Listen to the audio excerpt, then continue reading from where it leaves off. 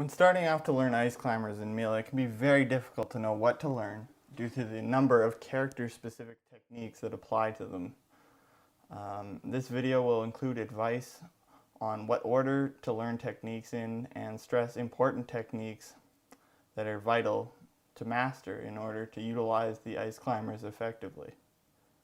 First and foremost, it is important to become proficient with the very basic level of control of your character. This means altering shuffle timings, wavelands, etc. But most importantly is your wave dash. You need full control over your wave dash in order to punish effectively as Ice Climbers. And that means having control over the distance where you go, and that's altered by changing the time at which you air dodge after the jump, and also the angle at which you air dodge into the ground. And this can change both the timing and the length of the air dodge, of the wave dash rather. And this is extremely important as Ice Climbers have a pretty limited dash range and speed. This is the number one thing to learn as a beginner Ice Climbers, is the wave dash. I can't stress that enough. After your basic technical prowess is achieved, you have full control over your wave dash. That's when you're going to start looking at desyncs. This is going to be kind of a difficult thing to do because there are many desyncs that you can learn as Ice Climbers, but I'm just going to go over a couple of the very basic ones that you need to, that you would use most often in a real situation, in a competitive situation rather. Basically, the ones you need are, in my opinion, desyncing from a roll, a spot dodge, and also you should work on your dash dance desync. Those are three that are extremely useful in competitive play, and I believe you should focus on those to start with.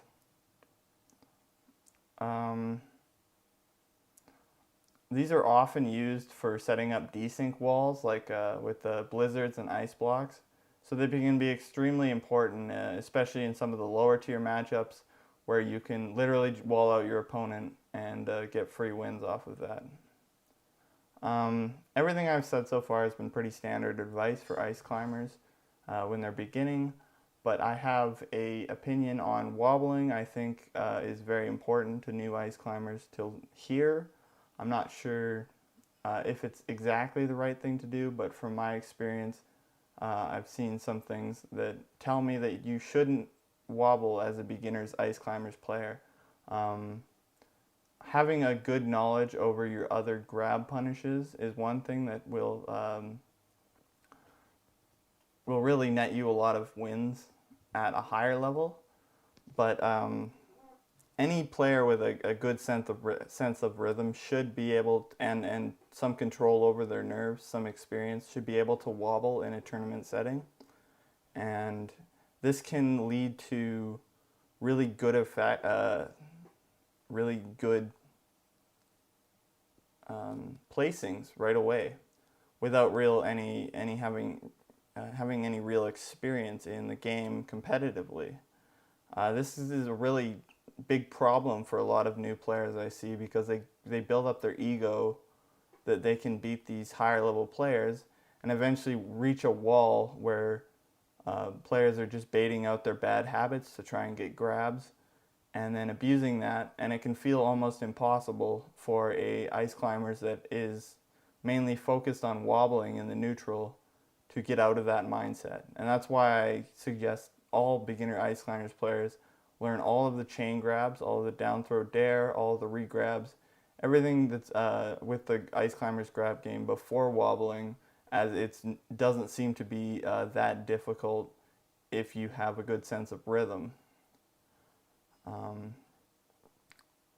The big problem with having that is the ego, right? If you start beating players, you can get a really big ego, and when you have a really big inflated ego, losses can really hurt you, and at a point you can get to where you're not progressing anymore, and that can be very hard to continue playing Melee at that time.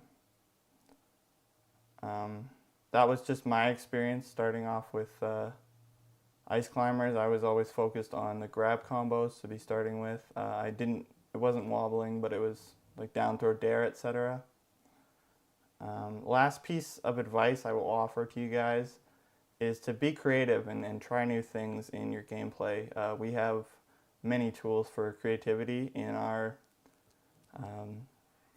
at our disposal, and it'll keep you interested in the game, and you may stumble upon some amazing things.